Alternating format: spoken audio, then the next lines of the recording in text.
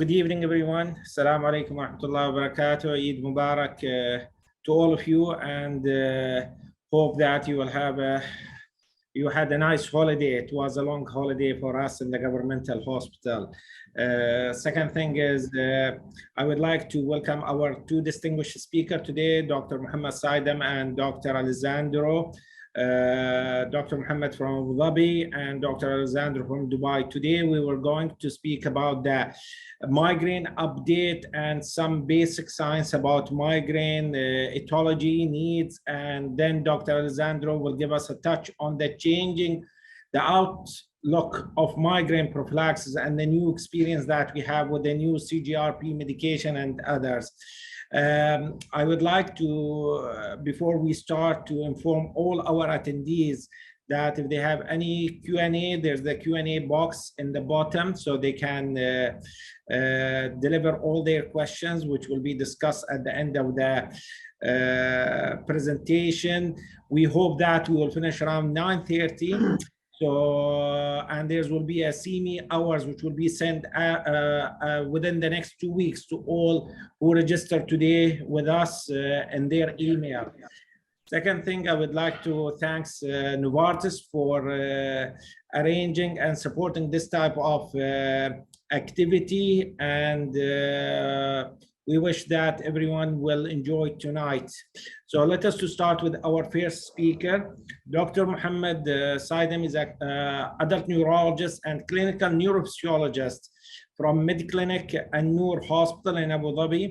And today, Dr. Mohammed is going to speak about the introduction to migraine. So welcome, Dr. Mohammed. Thank you, Dr. Suhail, for this nice introductions. I would welcome our nice audience. I would welcome also Dr. Alessandro, and I would thank Novartis to give me this opportunity to speak little in general about migraine. Yes, you can go to the next slide to start the lecture. So okay, so I will start my lectures talking about the migraine in general. Again, I would repeat. So all of us, they know now that we would classify migraine. It's not just a headache. Migraine, it's a brain neurological disorder, and actually it's a debilitating and disabling neurological brain disorder that impose high social burden and significantly impaired the quality of life of our patients. And I think every neurologist who managing patients in a neurology clinic for migraine, he see how much the quality of life of the patient is impaired. So it's not strange that the migraine is the fifth leading cause of disability worldwide. And it's more common, 2 to 3 times more common in women than in men. So, and if we look to this paragraph, it's not even strange to see a woman between her age of 30 and 40, in which the high percentage is seen in this age. And for example, before yesterday, we see patients at age of 40 to 50. So it's common at this age. So migraine, it's the most prevalent neurological brain disorder worldwide, with a prevalence of more than 10% of global population. But unfortunately, only 10% of patients with migraine, they received effective preventive treatments. And despite of this highly prevalent cases of migraine, only minority of the patients, only 10% receive specific treatments. Next. Actually, migraine, it's as we said, it's not a headache. Migraine, it's a brain disorder, and it's characterized by a lot of symptoms. The clinical hallmark of migraine is the head pain. So the typical scenario of the migraine attacks, it's characterized by unilateral or hemicranial pulsating head pain, moderate to severe, and aggravating by or avoiding the physical activity. And most of the time associated with other symptoms like nausea, vomiting, photophobia, or phonophobia. Next. So, but the fact that migraine is underdiagnosed and undertreated, really it's underdiagnosed and undertreated, and this is what we see in our clinical practice. It's not strange that patients after 20 years came to the neurologist with, today, for example, I have 2 cases in newly diagnosed migraine after 10 to 15 years.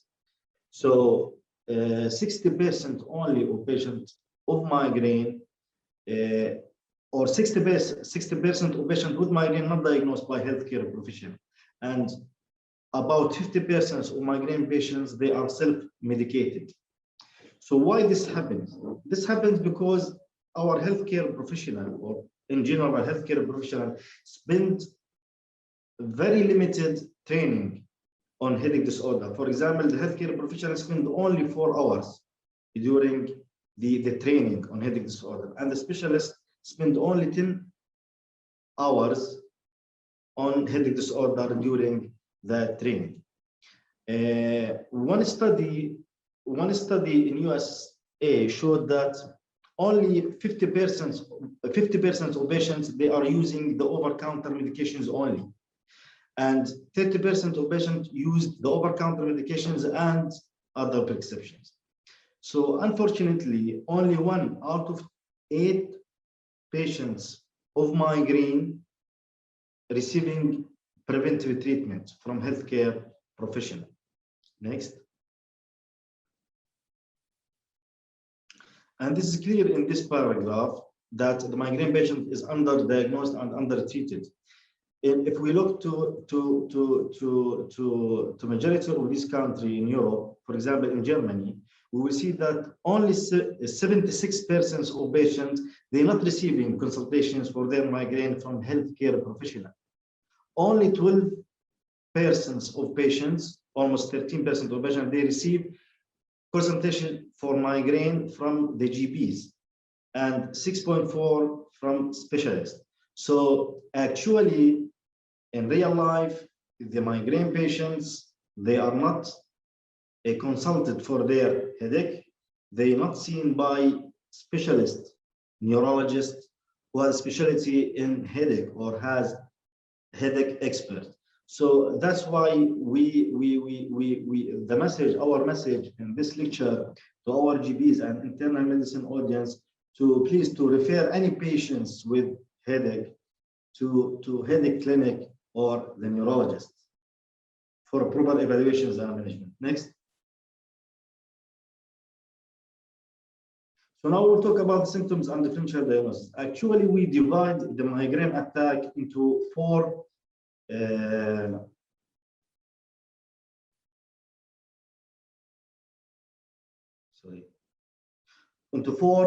phases, and now they add a new phase to these phases.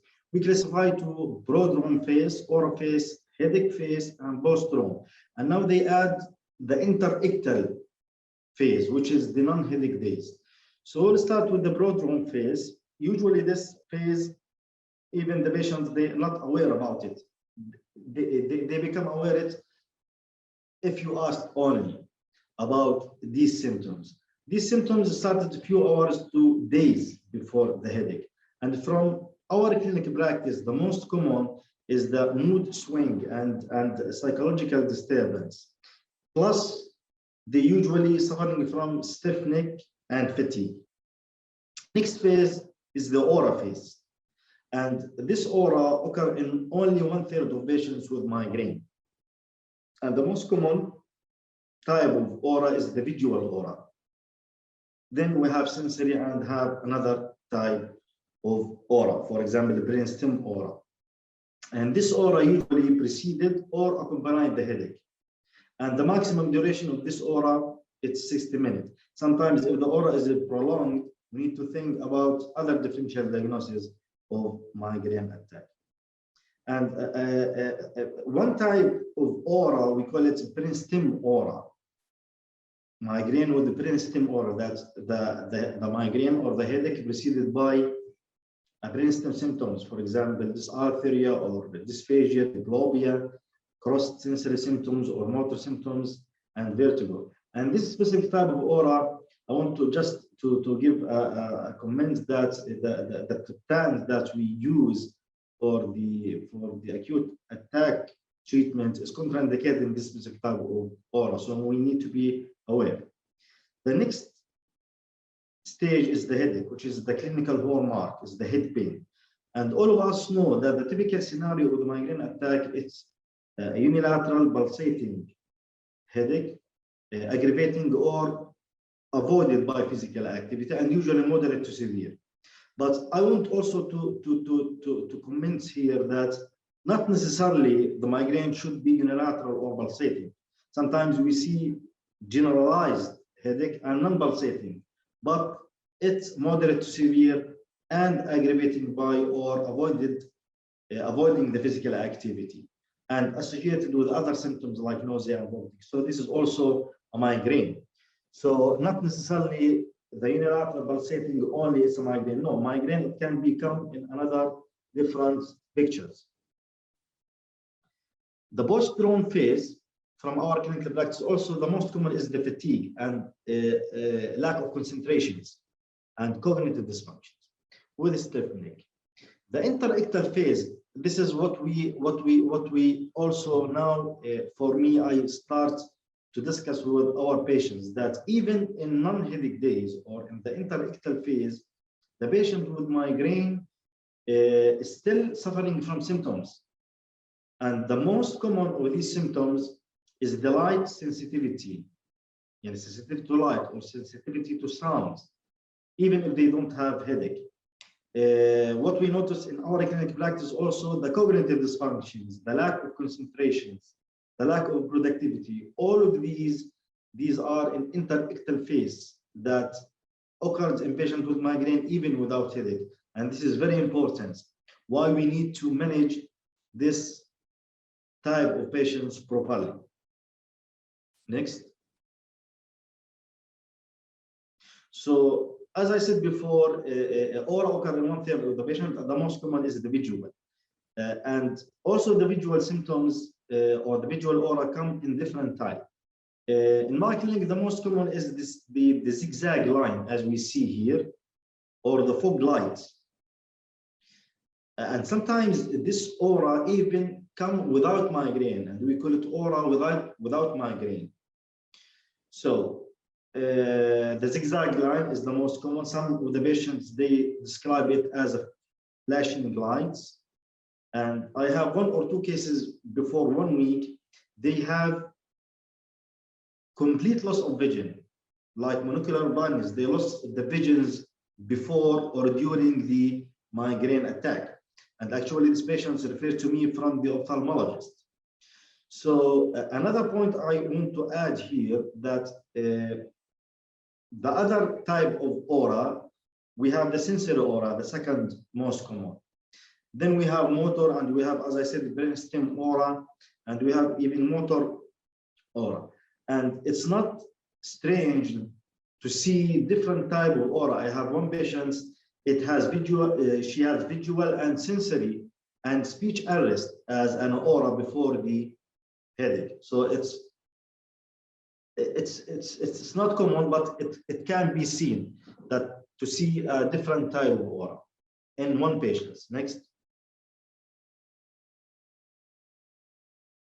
So as we said, this is the clinical typical presentations of patients of migraine. Again, it's a pulsating unilateral, moderate to severe headache, worsened by physical activity or avoiding the physical activity, and associated with other symptoms like photophobia and phonophobia, nausea and vomiting. And the duration here is very important. So here I want to put the diagnostic criteria according to the ICHD criteria for the diagnosis of headache without aura. So we need at least 5 attacks of headache that lasting each attack between 4 to 72, and we need 2 out of 4 and 1 out of 4. 2 out of either unilateral headache, throbbing, moderate or severe, and as I said, aggravated by or avoiding any physical activity. So And sometimes we see, as we mentioned before, not unilateral, generalized, pressure-like. So you thought that this is not a migraine. But no, when you ask the patients again, yeah, it's a severe, generalized, avoiding the patient to continue the physical activity and has one of other four, which is, for example, nausea or phonophobia. So this is a migraine, even if it's not throbbing or unilateral. And the duration here is very important because a lot of patients came to my clinic diagnosed with migraine. And when we ask them more and more, we diagnose them with cluster headache. And over the last 20 years, they managed as a migraine without improvement. And this is simply when the main differentiating point is the durations. Usually the durations of the migraine attack between 4 to 72 hours. But on the other hand, the durations of the cluster is usually 30 minutes to 1 hour. So the durations here is very important. Next.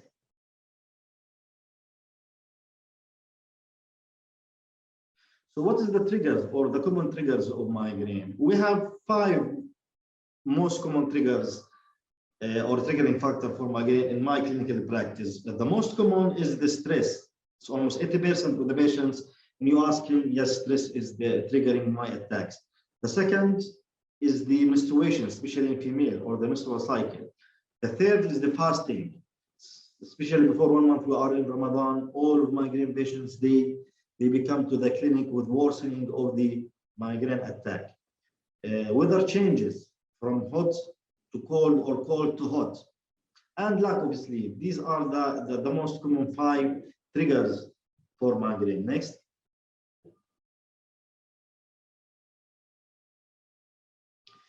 So again, it's not uncommon to see a migraine in the same family.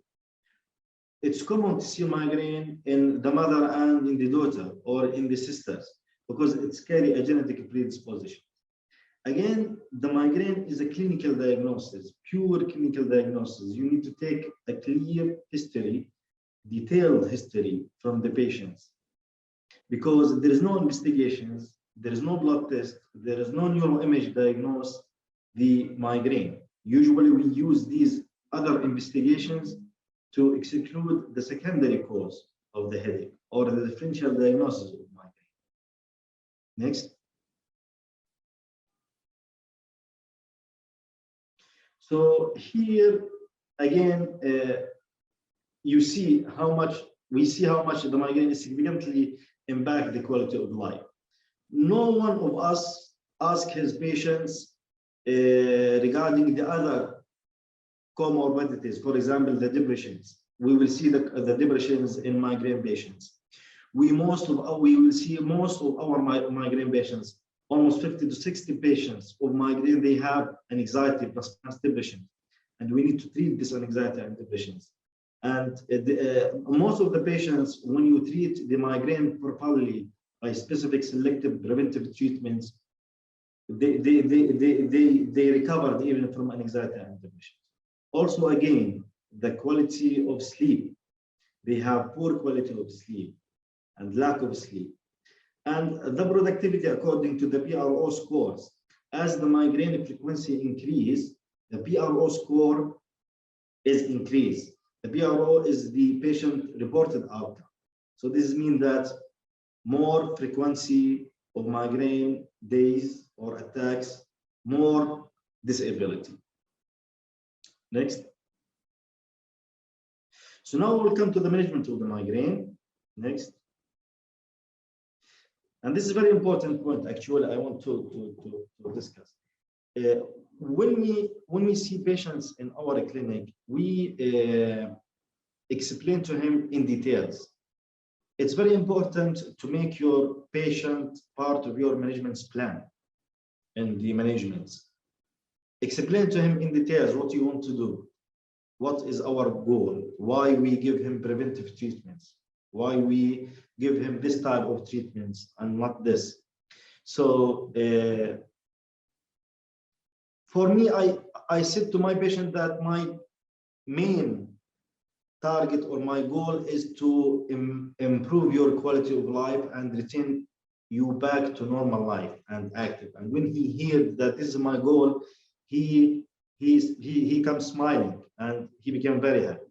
So we need to explain another way that our goal of treatment is to decrease the frequency, the severity, and disability of the attacks and improve the quality of life. We need to discuss with them when the indications or the preventive treatments. For example, if the patients have 2 severe disabling or 4 less disabling attacks per month, we need to give him preventive treatments. We explain to him the different modality of treatments, how we have before 2018 the standard care therapy, old-fashioned treatments, and how now we have the new era of migraine treatments, the anti-CGRP monoclonal antibodies, and how much it's effective and safe. So you need to discuss with your patients all of these points and make him part of your management plan. Next.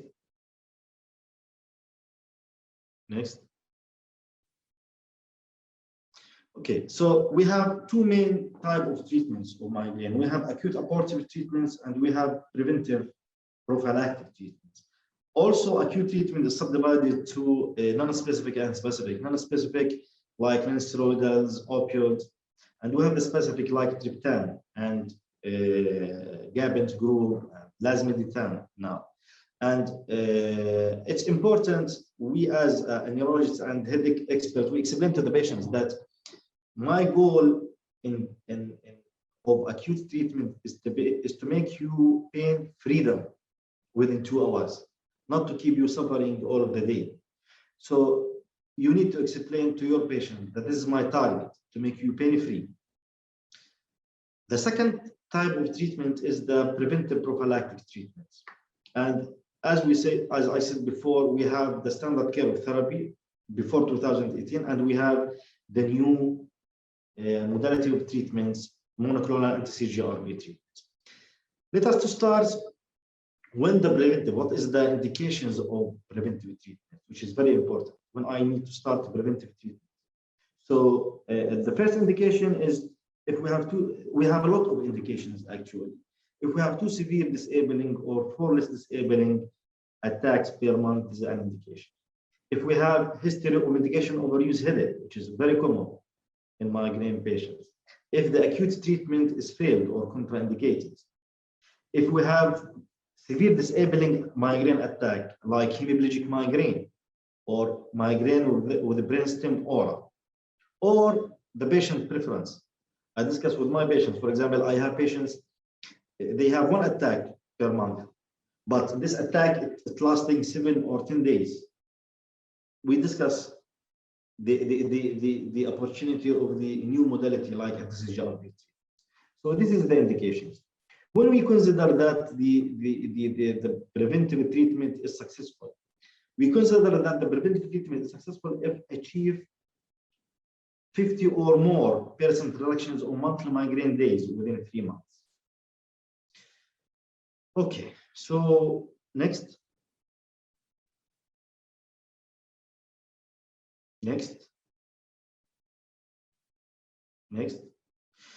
So this is example of a standard care therapy or the treatment that we used before 2018, the oral treatments.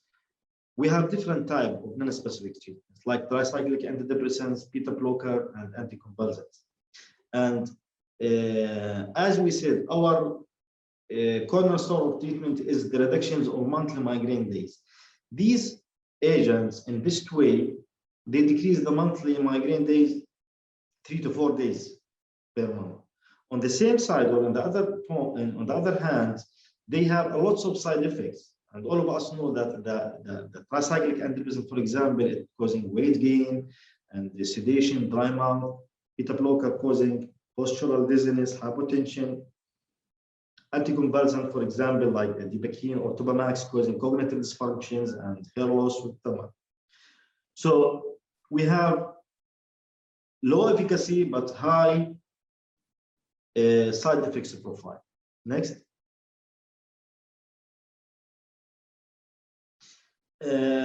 I want to discuss a little about the Hermes study, which is actually an interesting study. It's the only and the first study that compare head-to-head Erenumab against topiramate. Next. Next. Next. So it's as we mentioned, Hermes study. It's the first and only study that compare head-to-head the old-fashioned treatment standard care therapy with the new anti-CGRP treatment Erenumab. It's done in Germany in 82 sites and involved 777 patients with episodic and chronic migraine. It assesses the efficacy of Erenumab and tolerability. Next. The primary endpoint focused on tolerability of Erenumab. They found that 40% of patients using topiramate discontinued treatment due to adverse effects. On the other hand, only 10% of Erenumab patients discontinued treatment due to adverse effects. Next. What this means? This means that patients using topiramate 4 times more risky to discontinue treatment due to adverse events compared to Erenumab. Next. The secondary endpoint focus on efficacy, how much the Erenumab reducing the monthly migraine day in a clinical meaningful way. So they found that 55% of patients using Erenumab achieve 50 or more reductions in monthly migraine days. On the other hand, the Topamax, 30% of patients using Topamax achieve 50% or more reduction in monthly migraine days. Next. In other way, Erenumab 3 times more likely to reduce the monthly migraine days by 50% or more in monthly migraine days. Next. So the conclusion and discussion regarding this study that Erenumab showed superior tolerability profile and significant higher efficacy compared with topiramate. Next. I think I finished. Thank you. Thank you, Dr. Mohammed. Jazakallah khair. We will keep the questions till the end. I would like to introduce our next speaker, Dr. Alessandro Terruzi. He's a consultant neurologist and ultrasound expert in intracranial disease. He's the head of neurology department at Mediclinic in Dubai. At the same time, he's MBRU adjacent associated professor.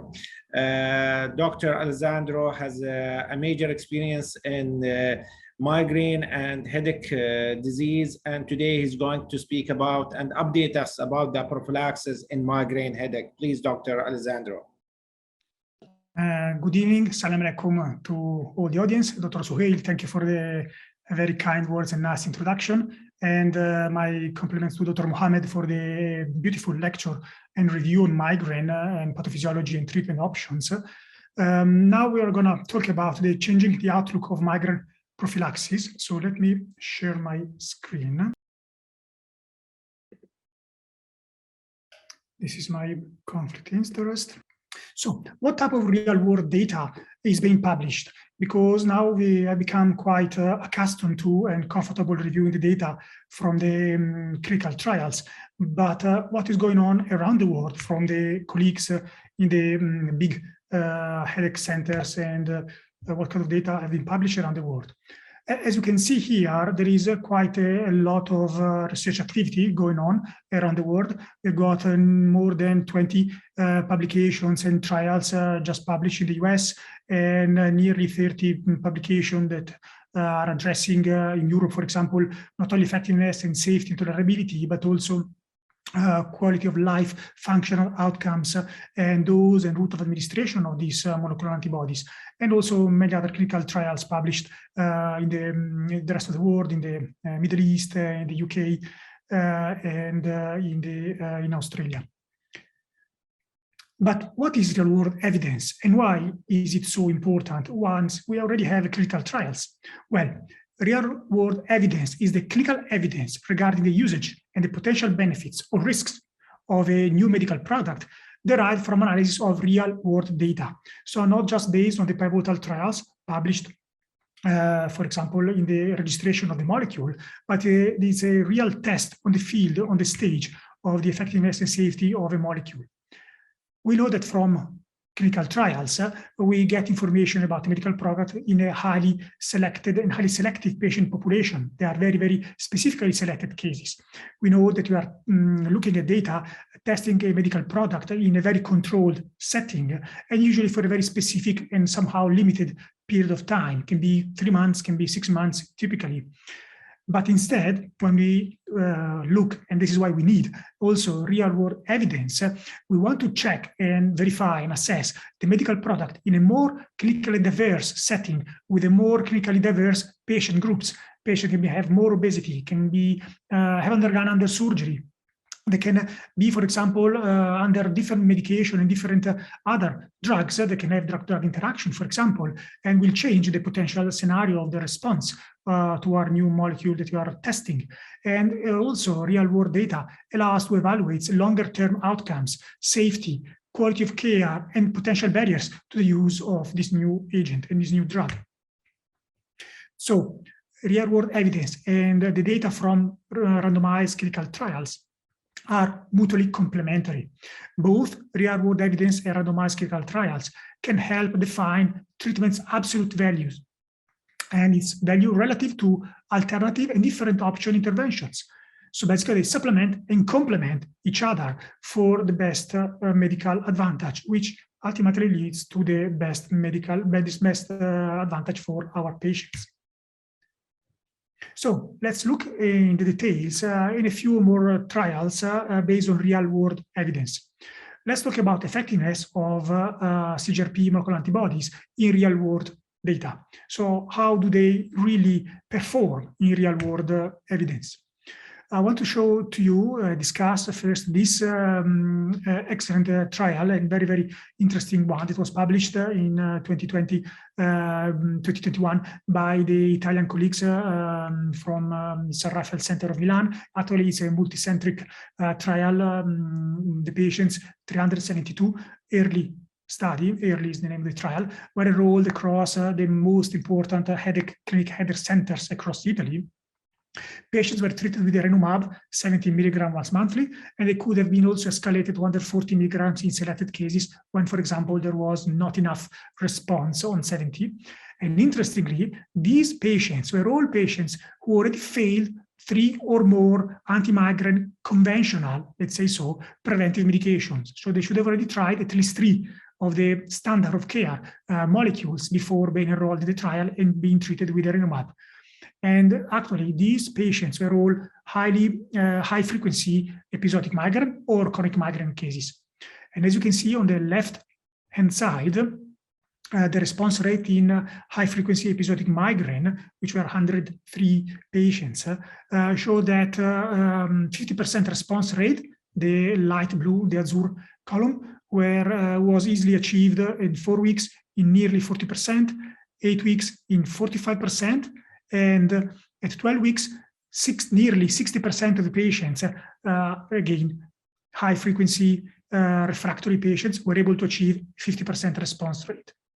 And what about chronic migraine, which is the most challenging subtype of migraine usually we face in our clinical experience? Well, the response rate was basically the same. So even in this huge cohort of 269 chronic migraine patients with failure of at least 3 preventive molecules, 50% response rate was achieved in basically nearly in 55% of the patients. And as you can see in the dark blue column, you can see that 75% response rate was achieved in nearly 20% of the episodic and 22% of the chronic migraine patients. This is another interesting study done by another group from L'Aquila in the middle of Italy that was instead addressing how many patients that were diagnosed before with chronic migraine treated with Erenumab were able to achieve episodic migraine status.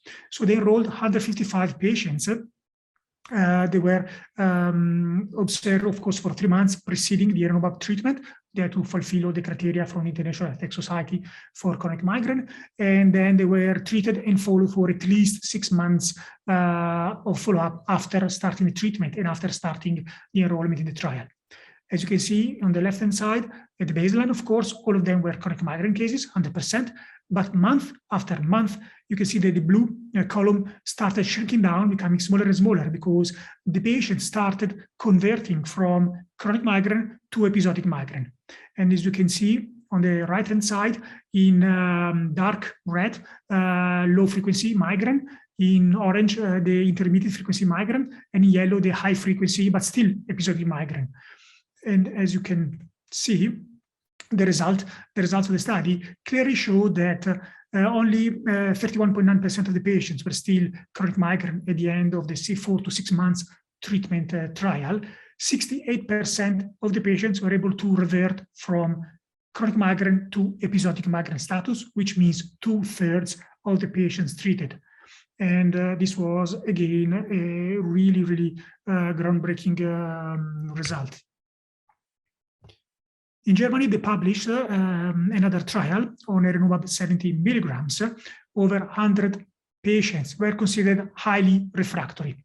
By the German guidelines, the colleagues there are not allowed to prescribe Erenumab until and unless the patients fail on 5 different preventive molecules. So those were patients who already failed on 5 or more preventive treatment, including on botulinum toxin. And as you can see, they were able to enroll 26 episodic migraine and 74 chronic migraine cases. Among the chronic migraine cases, 66% were medication overuse cases. And at 3 months of treatment under Erenumab, as you can see, those highly refractory high-frequency cases reverted to had a reduction of more than 50% of their monthly migraine days. In episodic migraine, 57%, in the chronic migraine, 41.9%, so 42% of the cases, meaning that nearly 60% and 42% of the patients in episodic chronic migraine were able to respond and to achieve 50% reduction rate of monthly migraine days after starting Erenumab treatment. And interestingly, 52% of the chronic migraine cases, they transformed and reverted back to being episodic after 3 months of treatment. And as you remember, 66% of these chronic migraine cases were medication overuse cases. Now, as you can see, 46.9%, so 47% of the patients were no longer medication overuse cases. But Erenumab is not only effective in patients who have been treated and failed on the conventional standard molecules. If you look at the chronic migraine data, it's also effective in patients who already tried and for whatever reason, they failed on botulinum toxin type A. There are several trials published in this specific field. And I want to discuss with you the British article that was published by Talbot and colleagues that documented how there is improvement in pain, medication use, and quality of life in patients that already failed on botulinum toxin for the chronic migraine condition after being treated with Erenumab. Basically, they divided the population of the study in 3 categories, like a traffic light signal with a red, amber, and green light for the bad, intermediate, or good response. But as you can see, the patients that were having the green light status, so average number of red headache, so the very severe headaches that were highly disabling, making quality of life miserable and creating absenteeism, for example, dropped dramatically after 2 months of treatment with Erenumab. And at the same time, you can see that the average number of green headache days, which basically means days free from headache, after 2 months of treatment, started increasingly dramatically at the end of the 12 months period of treatment. There was not much of a difference in the number of, let's say, intermediate days. So they so-and-so days where patients were still having some headaches, but those headaches were not affecting their quality of life. And this is sorry, it's a small chart, but you can just look at the trend of the chart and the graphics.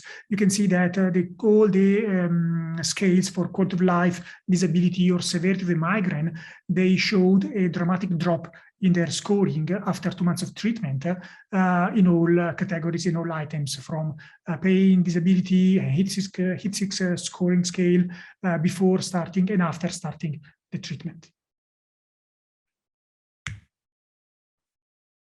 So now that you've seen the data in real life, in real world experience about the efficacy of Erenumab, not only in episodic, in chronic migraine, also refractory episodic migraine cases, what about tolerability? How much safe and tolerable is using an anti-CGRP molecule from real world data? There is this interesting study published by Gladstone last year. It's a huge study run in Canada. More than 14,000 patients were enrolled. It's a retrospective cohort study. They enrolled 14,000 plus patients. 83% were females, 70% were males, with a median age of 47 years. And among these patients, 66% were chronic migraine cases. So again, quite a dramatic representation of the chronic migraine cases. They ran this trial for 450 days. We will look at the analysis data after 360, 100 days, so after 1 year. And as you can see, 71% of the patients who were started on Erenumab at the beginning of the trial were still on Erenumab after 1 year of treatment at the end of the clinical trial, meaning that the level of persistence, so the tolerability, the happiness of the patients on being on this kind of molecule, regardless of the clinical outcome, was really high. And 71% of patients were still on Erenumab after 1 year of starting the medication. And the other very interesting point of discussion for later, for the question and answer session for sure, is the amount of patients who started 70 milligram Erenumab once monthly treatment dose. 59, so nearly 60% of them escalated to 140 milligrams within the 360 days of the trial. So at the end of 1 year treatment, nearly 60% of the patients increased the dose from 70 to 140 milligrams. Looking at their data a little bit more in the details, we can see that in the green and blue lines, we have the episodic migraine cases. And in the purple and red lines, we've got the chronic migraine cases. The percentage of retention, so how many patients were still on treatment after 360 and 450 days of treatment. You can see in the episodic low-frequency migraine, nearly all of them, so 87% of the patients were still on the treatment. The percentage reduced a little after 1 year or 1 year and a half of treatment with increased frequency of the migraine. But still, if you look at the most dramatic subpopulation, the red one, so patients who started with more than 22 monthly migraine days of chronic migraine, 56.9% of those patients were still under treatment at 1 year and a half, meaning that they were not only having clinical response, but they were happy to stay on the molecule and didn't want to revert back to other options.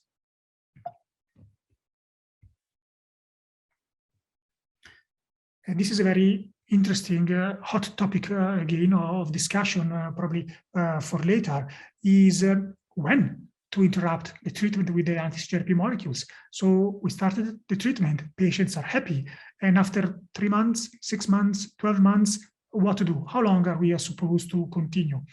So we don't have a clear-cut answer, but we can get some interesting data from real-world evidence.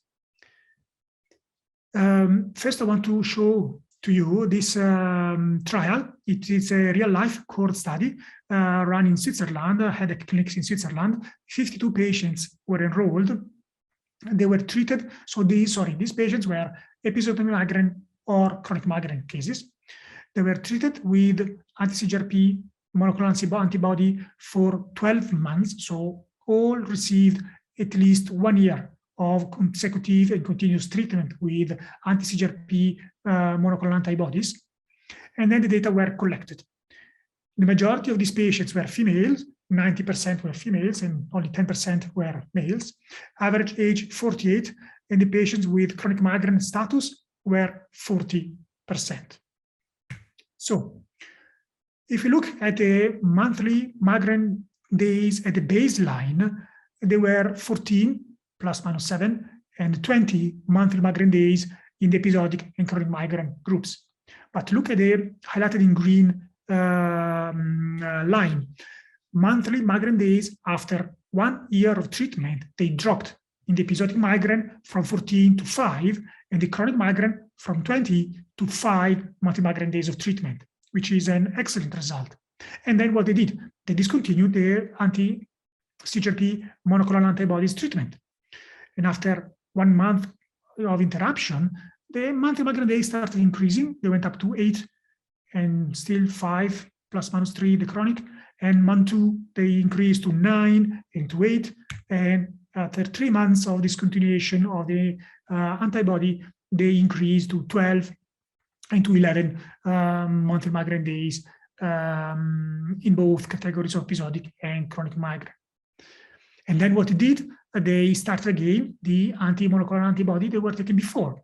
And as you can see in the last line at the bottom of the chart, you can see that after restarting, in the very first month, at the end of the very first month after restarting, they dropped again the frequency of monthly migraine days, meaning that not only in this clinical trial, at least, discontinuing anti-CGRP treatment after a few months, and we can see 3 months seems to be the magic number or the threshold, the line, they start having high-frequency migraine again. But if you start anti-CGRP monoclonal antibodies again, they will drop back in the frequency in the very first month after you restart it again. This is another beautiful study done by the colleagues from Rome of the impact of discontinuing the treatment after 1 year. They enrolled 155 patients in Italy, and then they follow up with telephonic surveys and interviews. The data were coming from high-frequency episodic migraine cases and chronic migraine cases who were treated with anti-CGRP monoclonal antibodies for 12 months, again, and then they were followed for 3 consecutive months after discontinuing the anti-CGRP treatment. The data collected, as you can see here, this was the last month of treatment, and we are looking at the 50% response rate under any anti-CGRP monoclonal antibody. As you can see, after the last month of treatment, 12 years of treatment, 73% of the patients were 50% responders in the high-frequency migraine group, and 60% of the chronic migraine patients were 50% responding in the chronic migraine group again. So excellent clinical response, as we know. But what happens when we start discontinuing the monoclonal antibody? At 1 month, you can see the percentage of patients, they were still 50% responders, dropped from 73 to 50%. So only half were still responding. And after 2 months, 31%, and after 3 months, only 27.6% of the patients on the high-frequency episodic migraine were still 50% responders after stopping their anti-CGRP monoclonal antibody. And the same was for chronic migraine, so the dark column, 60% of the patients were good responders after 1 year of treatment, 50% response rate, and then they dropped to 43, and they dropped to 35% after discontinuing the anti-CGRP for more than 3 months. And the other data that they collected from this clinical trial was that patients who were diagnosed chronic migraine and were treated with anti-CGRP monoclonal antibody, they became episodic. And then you stopped the antibody, they were reverting to chronic migraine, unfortunately, yes, and quite quickly. As you can see, after 3 months of discontinuation, 46% of the patients reverted back from episodic to chronic migraine status after stopping their anti-CGRP treatment. And how many of those patients that were diagnosed with medication overuse headache, they became abusers, which is not a nice word, but they became medication overuse case again. Had the same quite sad and bad data showing that conversion rate to medication overuse happened in 1 month in 18%, at 2 months in 30%, 31%, and at 3 months in 42% of the cases. So, as we've seen, not only real-world data are supportive of the effectiveness and the safety of these molecules, but also that their excellent result, unfortunately, it does not last long once you stop them, and there is a risk of converting again to high-frequency or chronic migraine once you stop. What data we have from the UAE? Well, there are interesting data that were just published last year from the colleagues from Sharjah and Dubai. I just wanted to show to you a couple of data. The first one is just an introduction, so this is not a real clinical trial. It was just a observational small sample of patients. It was like a random picture of 10 patients that were seeing the headache clinic to try to collect the data about what treatment they were taking and how satisfied were they, how effective the treatment was. So we collected 10 random patients, and 6 were on Erenumab, 1 was galcanezumab, and 3 were on other medications. 70% were females. Median age was 34 years of age. And as you can see at the bottom, there were some cases of anxiety and obesity and diabetes as complications, as comorbidities. And the majority of these patients had a familiarity, so some kind of predisposition probably for migraine. 90% of them had siblings or parents or children affected migraine as well.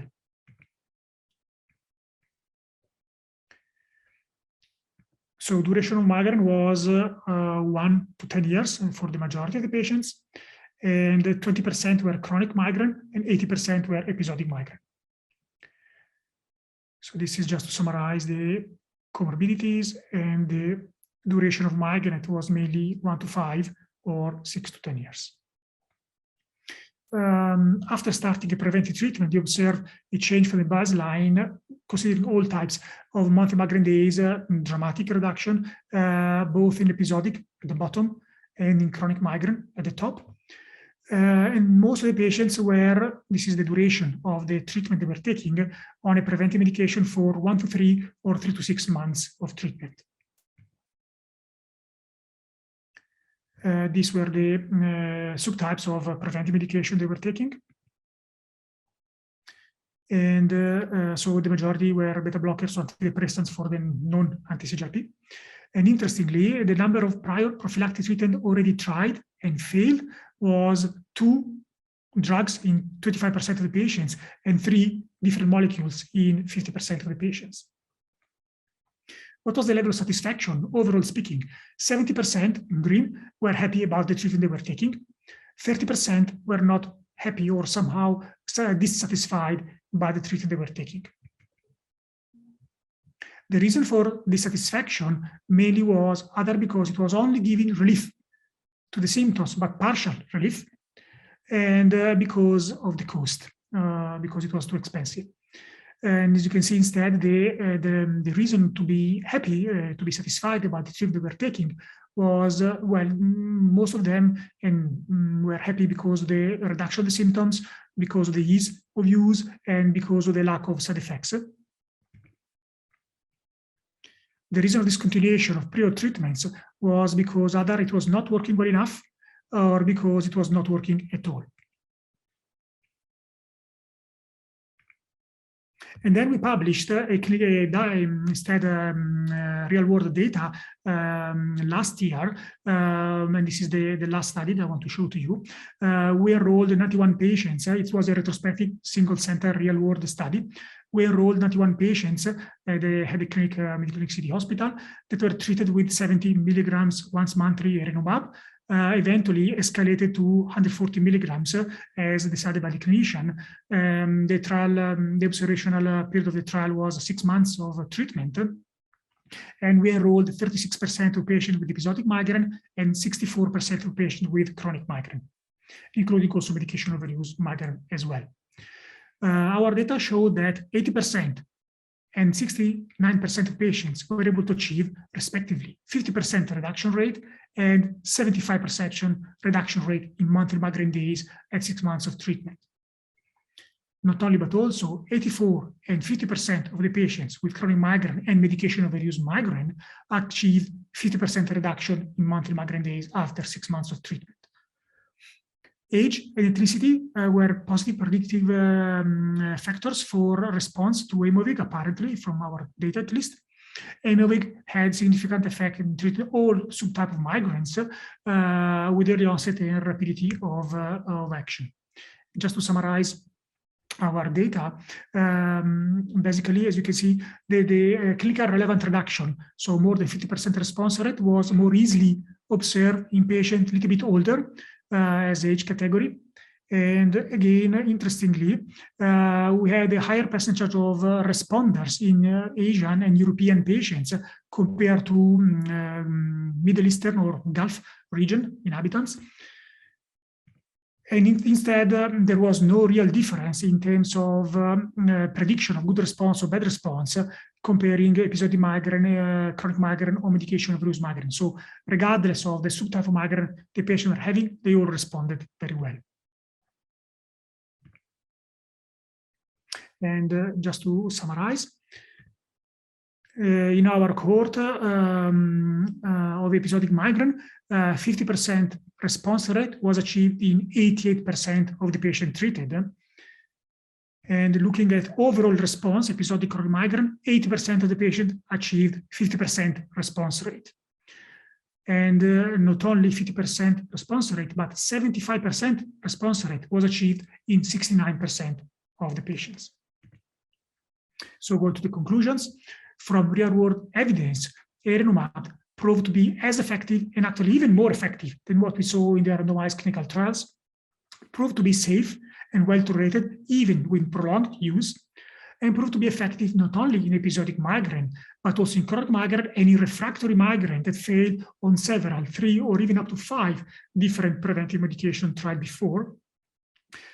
And that after discontinuing the medication, patients can experience recurrence of their migraine, which leads to the, of course, alarm bell of keeping them under observation with headache diary and clinical assessment, because the risk of reverting from episodic back to chronic migraine or medication overuse after 3 months of discontinuation is high and tends to increase with the passage of time. And the data that we are collecting from real-world experience are absolutely comparable and reliable, matched one country with another one. Thank you for your attention. I hope that it was not too late. And for the sake of time, I will just like to give the word back to Dr. Suhail Alrukn for the question and answer session. Thank you, Alessandro. Wow, many new data is coming in the field of migraine, and many trials, plus very interesting data regarding the real-world data. If you remember during Dubai Congress, when we spoke about the papers from Dubai and how many of the patients that we are seeing improving on the new medication CGRP compared to the first randomized control trials when it came, and we noticed that the improvement and the significant quality change in the life of the patients on these medication compared to the data came on the clinical trials. And what you present today is supporting the conclusion that last year you get it through your paper. So let us to start with, we have enough time to address all our questions that we have here. So the first questions from Ruba, Dr. Mohammed, if you unmute yourself. The question is saying, how much useful is that's question number 1. Let me to go to there were a question, yeah, that one too. Shah Jahan. Hi, sir. Does aura has any effect on the prognosis of migraine, Dr. Mohammed?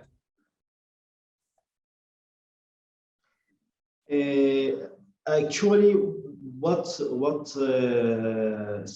epidemiological study showed that migraine with aura is associated with increased risk of other severe comorbidities like ischemic stroke, Parkinson's disease, bipolar.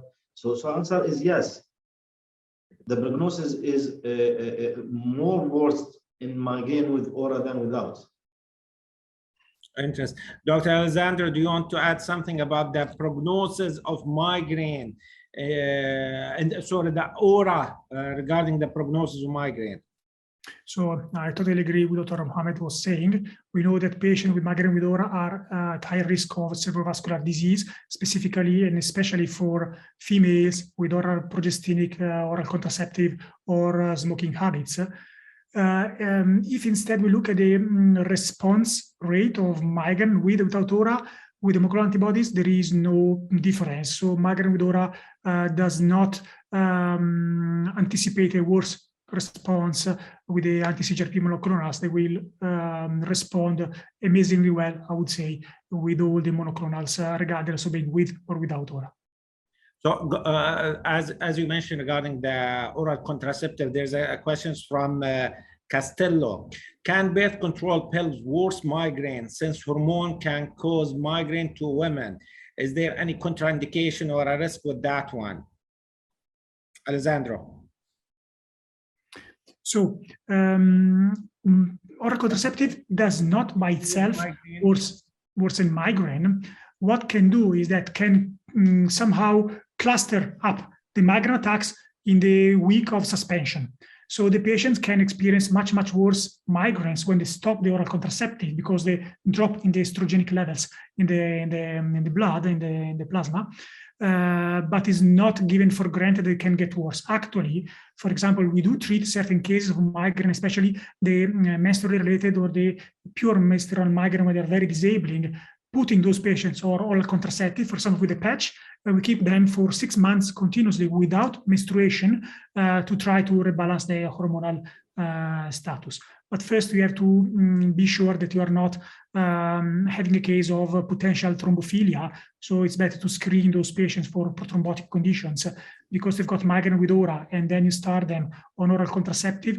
It's not only the migraine with aura can get worse, but you can increase the risk of a cerebrovascular accident for those subgroup of patients. Doctor, thank you, Dr. Alessandro. Dr. Mohammed, regarding your nice presentation when you spoke that I was amazed that 60% of our healthcare provider that they are unable to diagnose migraine, or they're diagnosed migraine as a tension headache or sinusitis or others. And as you mentioned that just yesterday or today, you saw a couple of patients that for 15 years, they are not diagnosed with migraine. Do you think that because of our medical school, when we were going to medical school, when we'll have rotation in neurology for a month or less, they will speak about all these rare conditions. There's no one lectures about migraine. Do you think that one of the reasons why we don't have why 60% of the healthcare provider they don't diagnose migraine? Exactly. Actually, this is what the data showed, that really we as a neurologist, I will not talk about the headache. If we all of us we know that even the neurology rotations during the bachelor degree or the healthcare professional, the GB, only 2 weeks. So in these 2 weeks, for me, I never heard about headache during my training in neurology. And even after the postgraduate study in neuro residency, we don't have a didactic headache clinic training. For headache, you need also a subspecialty to be expert with the headache. So yeah, there is no enough training of the healthcare provider. With my respects to all of they don't have the skills. You know, migraine, sometimes it's okay, it's easy and not easy at the same time. You need to take a detailed history. We as a neurologist by nature, taking a lot of history. So we focus in the history, we take, sometimes the duration, as I mentioned, differentiate migraine from cluster. So, yes. Interesting. Dr. Alessandro, there's a question regarding the CGRP from Dr. Rani Al-Juhani. Can we start CGRP as the first line? And what the evidence? Right. So I would say yes. The main problem, of course, is the cost. So it depends also in which kind of healthcare system you are living or are dealing with.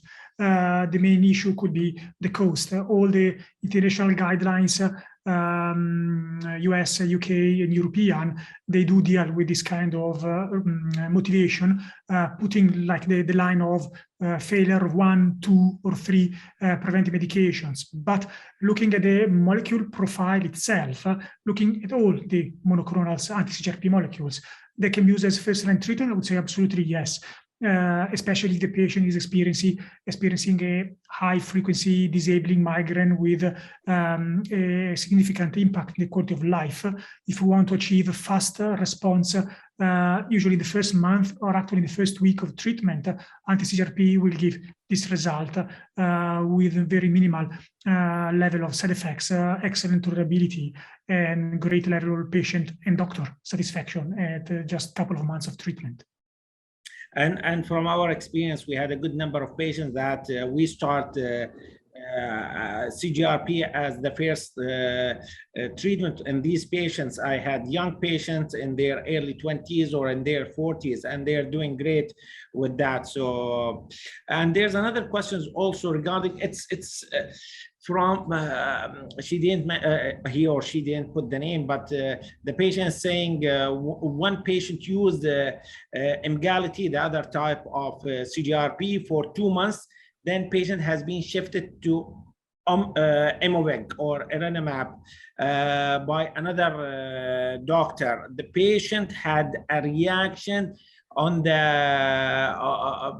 site reaction or developed allergic reaction in the with this treatment. Is there any explanation why is that?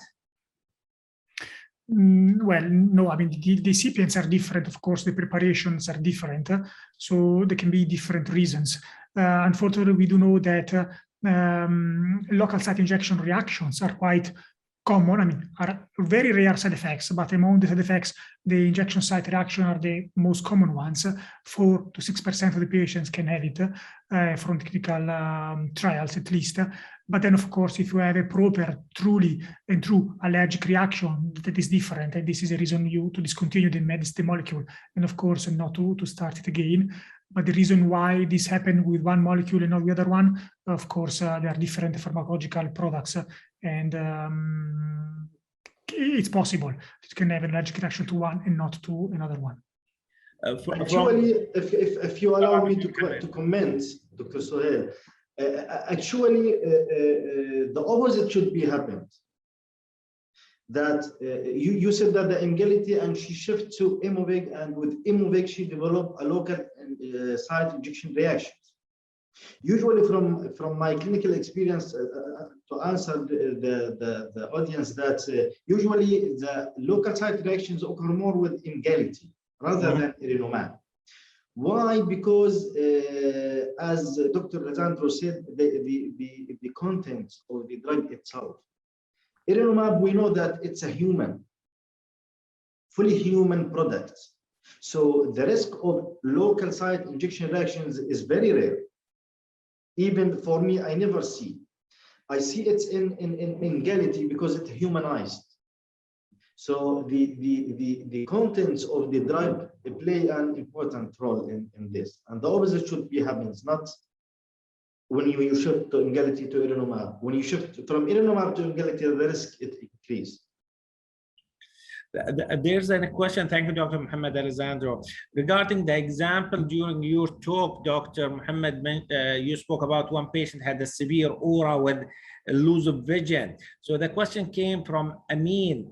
He's asking, for a patient who already diagnosed of a migraine and presented with acute blindness of one eye, do you depend on his migraine history, or do you investigate this patient to exclude other etiology like acute stroke? I will tell you one thing. To be honest, this is the only case I saw that she's a female, a young. She developed several types of aura. The visual one, the sensory, and the speech. And on that time, the visual aura, it's like a blindness. The answer, you know, we for example, one of the differential diagnoses of migraine is the TIA or seizure. So you need to take a careful history from this patient, and you need to correlate the time of this visual is followed by the headache or not. So if followed by a migraine, typical migraine attack, so this is an visual aura of migraine. So if the typical scenario occurs according to the clinical history, no need to investigate. But if you feel that it's a typical, for example, yes, on that, we can investigate to rule out other etiology. Agree. And usually to have annulus fugag or an acute blindness, usually it's abrupted acute within a minute, and it has its own features compared to a migraine where it's a positive phenomena. It's not a negative phenomena where patients will have different visual presentation. Thank you, Dr. Mohammed. Dr. Alessandro, there's two questions to you here. Question number one from a patient, from an audience called Farihan. The question is, can you list the main 5 side effects of CGRP? And question number 2 is there any contraindication for Erenumab? Okay, so the most common side effects are the one that you could sometimes see is the local site injection reaction. So some redness and swelling, a little bit of itchiness in the site of injection that usually resolves in a few days, if seen at all. Patients can have some kind of nasopharyngitis with dripping of the nose and some coughing.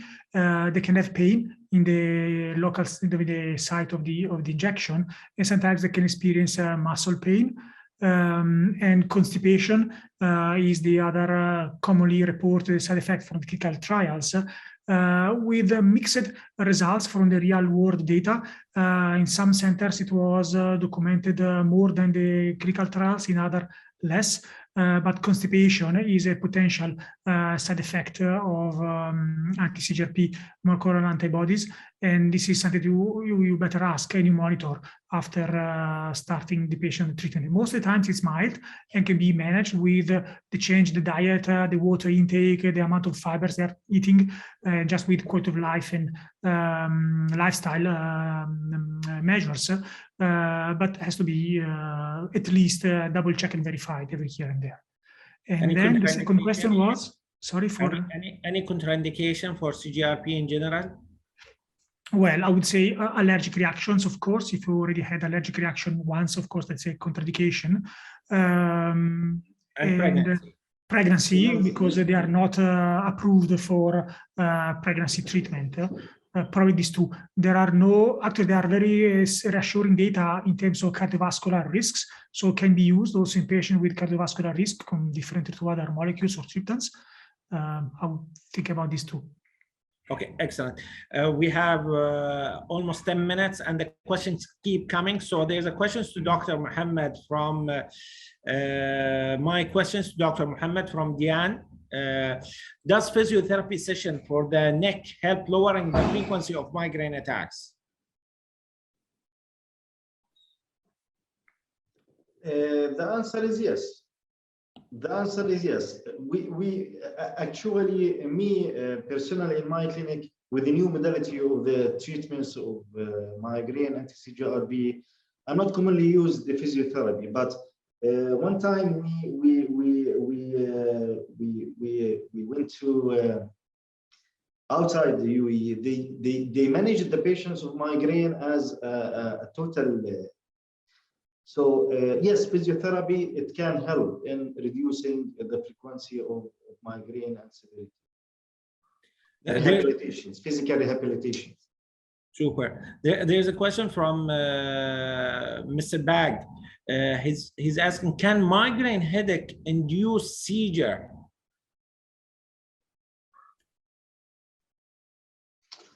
To my knowledge, there is no data that connects the seizure and the migraine.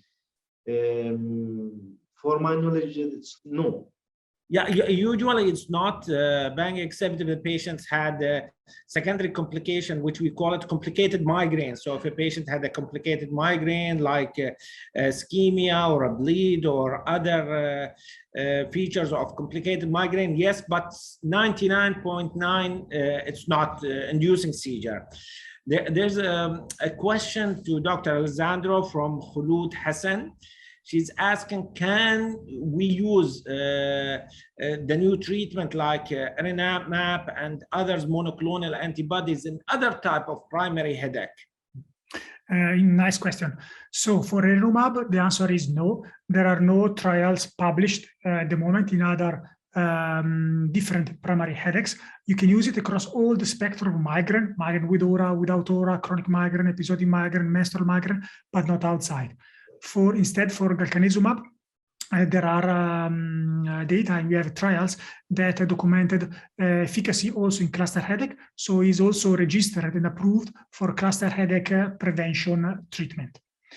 But so far they are approved, apart from galcanezumab for cluster headache, they are approved only for migraine. On a collateral note, on the lateral side, I would say that if you've got a patient who is suffering from both, for example, tension type headache and migraine, high frequency migraine, and you treat him with anti-CGRP monoclonal antibodies, all his headaches, they will basically disappear. But there are no data that confirm the indication outside migraine. Alessandro, today you spoke about many clinical trials and a cohort or prospective cohort study. Any update came about pregnancy with the CGRP? There are registry ongoing on that, but they do not achieve yet the numerosity, so that the number of patients. We do see safety, I would say yes, but there is still the indication to discontinue medication as soon as the patient discovered to be pregnant, and pregnancy should be prevented before starting any anti-migraine prevention treatment. And usually we recommend to keep at least 1 to 3 months on washout of any medication before start looking for a pregnancy. So usually we don't advise patients, the ladies who's planning for pregnancy, to continue on this. They should communicate with and discuss this with their neurologist to stop it before pregnancy. Ideally, yes. And Dr. Mohammed, I have one of our audience, his name is Ahmed Hassan, and I think he's asking questions on behalf of his wife, because he said, regarding Topamax and Triptizol, when can I stop it before pregnancy planning, or I can continue until pain stop during pregnancy?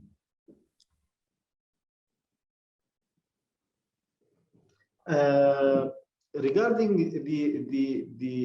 you mean that she's not yet pregnant? No, the question is, when she can stop it before pregnancy, or she can continue till she discover that she's pregnant.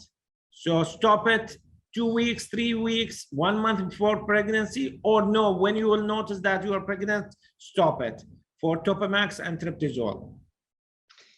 Actually, for Topamax, there is no there is no data, or there is no specific time when to stop before the pregnancy. We know that the Topamax is associated with congenital anomalies like cleft lip and palate. So once you know that you're pregnant, you need to stop the medications. Regarding the tryptizol, also to my knowledge, that you can use amitriptyline during the pregnancy. Okay, it's safe. According to the American Academy of Neurology, they mentioned that you can tryptizol if the other failed. But the Topamax, yes, you need to stop. Okay, okay. And there's a question regarding magnesium in migraine patients. Do you use usually magnesium, Dr. Mohammed, for acute migraine or migraine prophylactic? Theoretically, you can use magnesium as adjunctive treatments, but for me in practice, I'm not using it commonly. Yeah. Alessandro, do you use magnesium? So you know that I'm a big fan of magnesium, especially in vasospasm for suprarenal hemorrhage. So looking at a more benign condition like migraine, usually I use magnesium. I use magnesium for pediatric migraine. Or can be used absolutely safely during pregnancy, so migraine in the pregnant women. Can also be used on episodic migraine, especially when maybe the migraine is low frequency and you are debating if there is the need to start a proper pharmacological treatment, pros and cons, side effects, and blah, blah, blah. So maybe magnesium could be, in that case, a good option.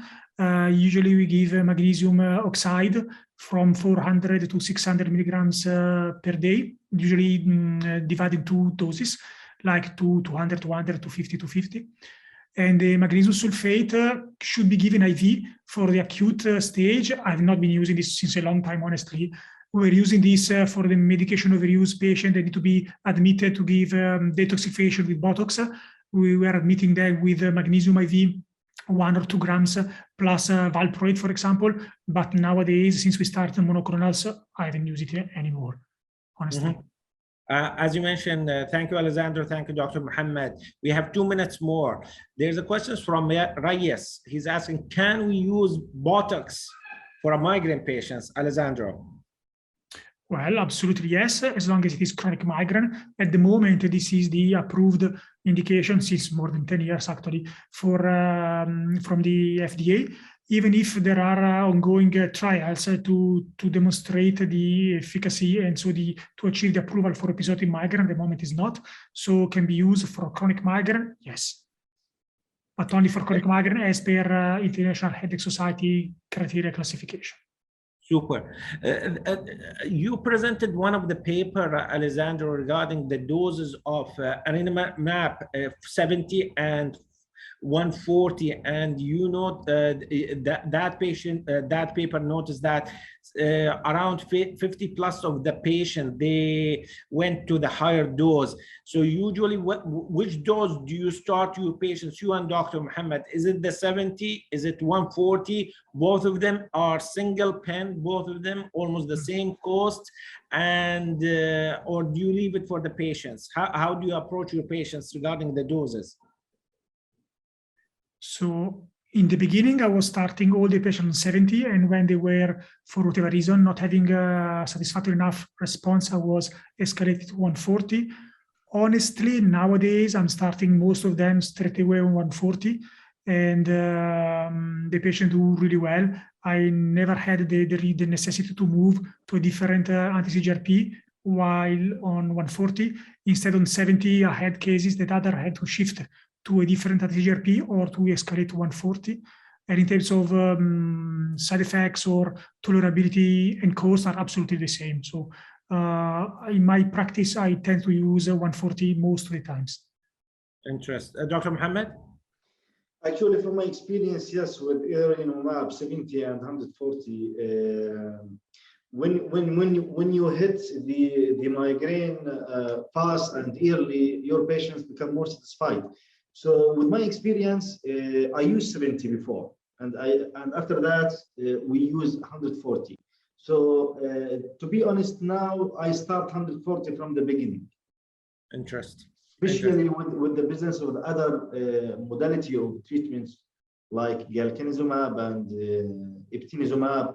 We know now that how much these medications that they are fast. So with Erenumab, I think it's better to start with 140 to get the early effects and improvements.